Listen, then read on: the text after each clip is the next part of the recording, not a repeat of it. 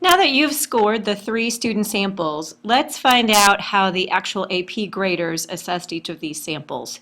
Sample A is a very general, right down the middle essay. They would score this a 6. And while 6 is what we want to initially aim for, I'm going to take you through what makes it considered adequate, but I'm also going to try to point out how we might boost it up beyond that to get to a higher score. And then later in the scoring samples, we will see one that actually did score higher than a 6. Remember, 6 is going to be our foundation line for scoring a 3 on the overall test. And a 3 on the overall test is what gets you college credit and saves you buckets of money. So let's take a look at how we manage a 6. First of all, of course, in the first paragraph, we're going to be looking for an introduction. And that's exactly what we see here. The student introduces the issue, which is charity, and what exactly it means to perform charity. And most importantly then, once they introduce the issue, they choose a side, just as the prompt asked them to do. They had to determine very clearly that they believe that to provide an incentive undermines charity. Therefore, we see their stance, and we see it immediately in the first paragraph, which is where we want the thesis to be. So before we read even further, we probably already as graders are seeing this as a 5 or a 6, and it's all in how they develop this central idea that determines how high they can climb. As we go down further and we look at the first body paragraph, we're looking for supporting information. So when we look at this body paragraph, all we really see is a definition of charity. Now the definition does support their stance against incentive. It, however, lacks any specific support. It doesn't have anything from their reading, their observations, their experiences. So we're going to hope to see that in the next paragraph. The closest we get is when they mention something about donating clothes. But it's not an example developed with any details or specifics. So we get to our next body paragraph, and as graders, we're still thinking, where's the specific support? And this is where we get the most specific support this student offers. They talk about the traditional food drive at a school, something we can all relate to.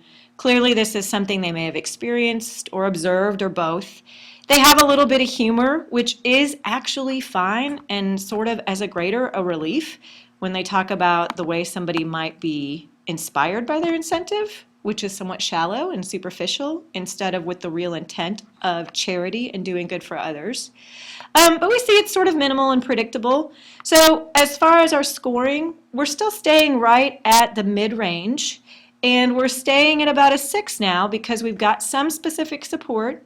It's just nothing incredibly profound or insightful. And as we go down further, we get one final idea introduced.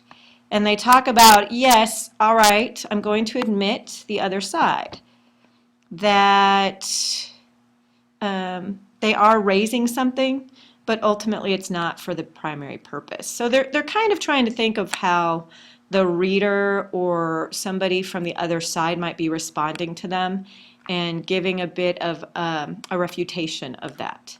That ultimately, yes, though it may raise more, is it really worth it if it's such a negative sign about our culture? Now here's the first place where we see some kind of profound insight. My guess is either the student didn't have time to develop this idea or they didn't really know where to go with it. But this is the one place in the paper where we see something that might have led it to say a 7 or an 8 or higher. Finally, we do a closing. It comes back around to its overall point. It again brings up this idea of our culture and what it has come to, but not with any final interesting insight into that, just a unique question. So we stay at a 6, and we'd be perfectly happy with that, but we're going to see how we can go even higher. Moving on to sample B. Sample B is going to be our low-performing inadequate essay. Again, I'm looking at the introduction, and I'm looking for an introduction to the issue, and we do get that. And then we're looking for specific stance. How do they choose to respond to the prompt, which was, does an incentive undermine charity? However, in this place, they do decide to support incentives, that they think it's okay. So we're off to an okay start. hopefully you can see that the writing itself is somewhat immature. To say, I do believe, I support my position on reading, my observation, is all a little forced. It's not very smooth. It's not very mature sounding. It's not that pleasant as a grader because it sounds as if now I am going to write about the prompt you gave me.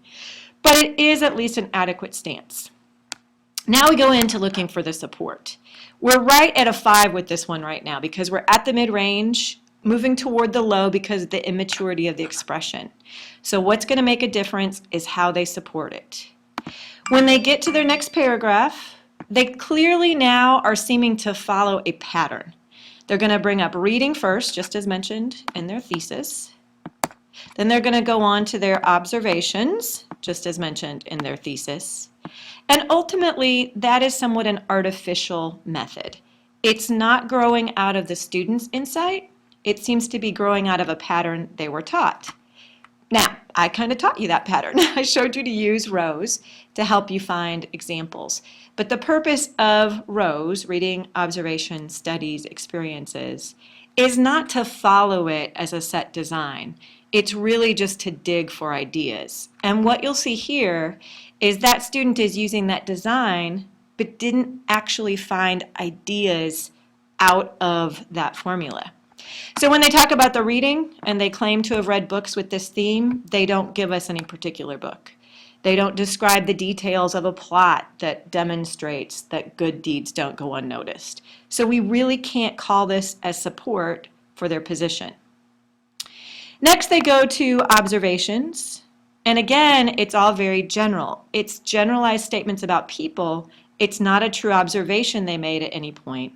So we're still completely lacking in support. Their last paragraph does, in fact, finally offer the specific support we're looking for, which is a personal experience. Unfortunately, that personal experience, it seems to go off topic temporarily.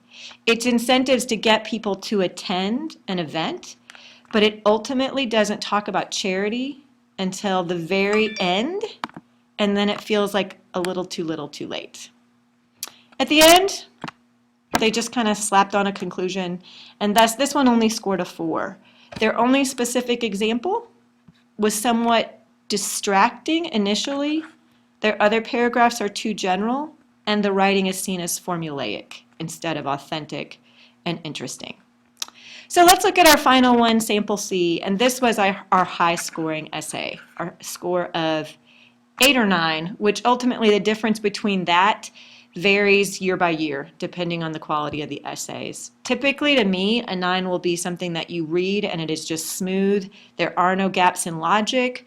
The language flows. It shows a high level of vocabulary and sentence structure, whereas an 8 might have little gaps in terms of the vocabulary and sentence structure, but they'll be very similar. So again, we're looking at their introduction to see that they introduced the issue, and we see their stance. There's nothing unethical about offering incentives for charitable acts.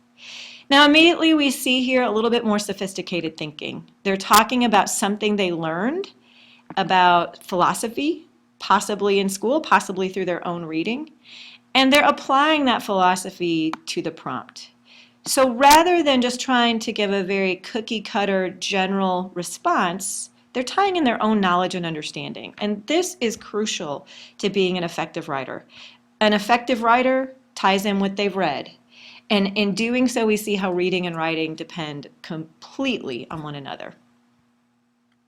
In their next paragraph, they start talking about personal experience. And they specifically say that they've donated to charities, and they discuss the incentives that are offered. Then they discuss 3 separate ways that their school did exactly that, with kind of funny details. And again, it just seems so real because they've got these funny names, Stuck for a Buck, and the Burrito Mile.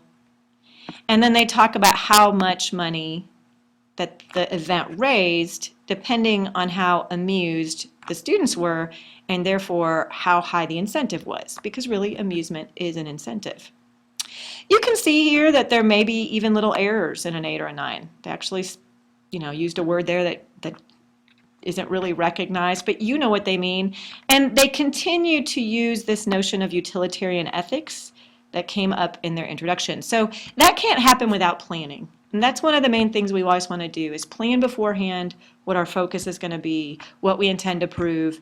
If we jump right to writing without making that plan first, it's very rare that we're going to end up with an essay that feels wholly cohesive. As we scroll down to their next body paragraph, we start discussing basic economics. And here again, we see that they're taking what they've learned about economics and they apply it to the idea of charity. And so we also here have a bit of insight, a bit of background reading coming in to shape the writing. And that's what they want to see, not only that you can write well, but that you have a great deal of background knowledge that you can apply to new situations. And then again, they go to their own personal experience with Girl Scout cookies, something people can relate to, but something they're exploring at a new level. Finally, in their closing paragraph, like the one we saw earlier, they attempt to refute what some other people may believe.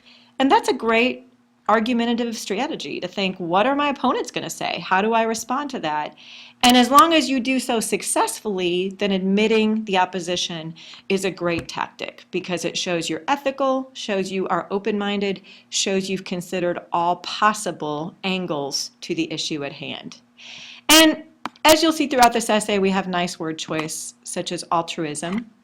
And we have some lovely bits of syntax here that they're playing with sentence structure, to help the helpless, to defend the defenseless, to do good.